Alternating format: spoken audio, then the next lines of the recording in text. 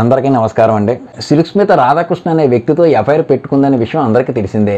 అతను మోసం చేశాడని ఆమె తెలిపింది. కానీ ఆయన కొడుకుని సిల్క్ స్మిత పెళ్లి చేసుకోవాలనుకుందా అన్న విషయం మనం ఈ రోజు తెలుసుకుందాము. సిల్క్ స్మిత ఉవ్వెత్తున ఎగిసిపడ్డే అందాల కెరటం, వ్యాంప్ పాత్రలతో బోల్డ్ రోల్స్ తో కనువిందు చేసే నటి, అనతి కాలంలోనే తిరుగులేని స్టార్ ఇమేజ్ ను సొంతం చేసుకున్న నటి, తాను ఆఫర్ల కోసం వెంటపడడం నుంచి తన కోసం స్టార్ హీరోలు వెయిట్ చేసే స్థాయికి ఎదిగిన నటి, ఐటమ్ సాంగ్, వ్యాంప్ రోల్స్, బోల్డ్ గా ఉండే పాత్రలో ఎక్కువగా నటించింది సిల్క్ స్మిత.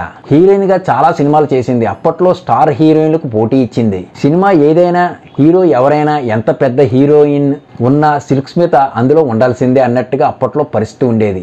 ఆమె కోసం మాస్ ఆడియన్స్ క్యూలు కట్టేవారు. ఆమె కోసమే సినిమాలకు వచ్చేవారు కోట్ల మంది ఉన్నారని అతిశయోక్తి కాదు. చాలా పేదరికం నుంచి, తిండి లేని దశ నుంచి కోట్ల సంపాదించే స్థాయికి ఎదిగింది. ఆకలి కోసం అలమటించిన పరిస్థితి నుంచి నోట్ల కట్టలపై పడుకునే స్థాయికి ఎదిగింది. అంతలోనే తన కెరీర్ నాశనం చేసుకుంది. ప్రియుడి వలలో పడి మోసపోయింది. మోసాలు తట్టుకోలేక దిక్కులేని మరణం పొందింది. అనాథలా ఆమె అంత్యక్రియలు జరగడం అత్యంత బాధాకరం. ఇది ఇలా ఉంటే సిల్క్ స్మిత కెరీర్ డౌన్ కావడానికి, ఆమె ఆత్మహత్య పరిస్థితికి వెళ్ళడానికి కారణం ఆమె ప్రియుడు రాధాకృష్ణ అని అంటుంటారు. తన సూసైడ్ నోట్ లో కూడా ఆమె ఈ విషయాన్ని మెన్షన్ చేసింది. ఆర్ఎంపీ డాక్టర్ గా ఉన్న రాధాకృష్ణ సిల్క్ స్మితకు సంబంధించిన వ్యవహారాలన్నీ చూసుకునేవాడట. అందుకు కారణం ఉంది. చెన్నైలో టీనగర్ వీధుల్లో గ్యాంగులు ఉండేవట. ఒంటరిగా ఉన్న ఈ మహిళలను, సినిమాల్లో నటించిన ఆడవారంటే చిన్న చూపు, చులకన భావం ఉండేదట.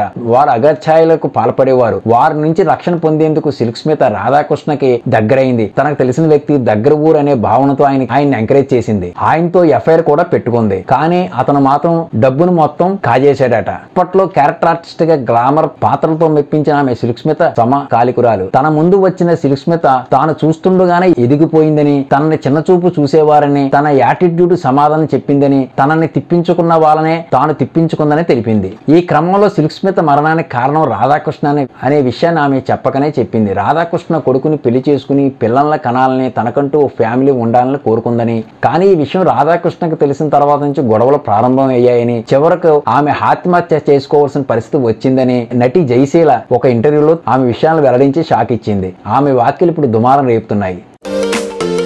కొత్తగా రిలీజ్ అయ్యే సినిమాలు, వెబ్ సిరీస్ ఏ రోజు రిలీజో ఆ రోజే రివ్యూలు పెడుతూ ఉంటాను.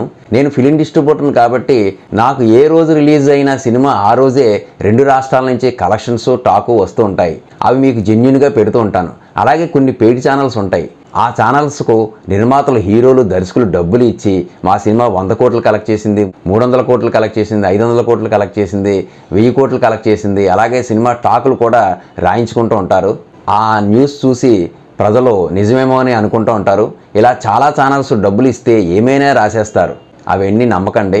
నా ఛానల్లో అలాంటివి నేనేమీ ఎంకరేజ్ చేయను. కొత్త వారు ఎవరైనా సినిమా వ్యాపారానికి రావాలనుకుంటే, అంటే ఒక సినిమా నిర్మాతగా కానీ, అలాగే 24 క్రాఫ్ట్స్లో కానీ, అలాగే ఒక ఫిలిం డిస్ట్రిబ్యూటర్గా కానీ, అలాగే మీ సెంటర్లో ఉండే థియేటర్లో థర్డ్ పార్టీగా హైర్ చేసుకోవడానికి కానీ కొంచెం అనుభవం అయితే అవసరం.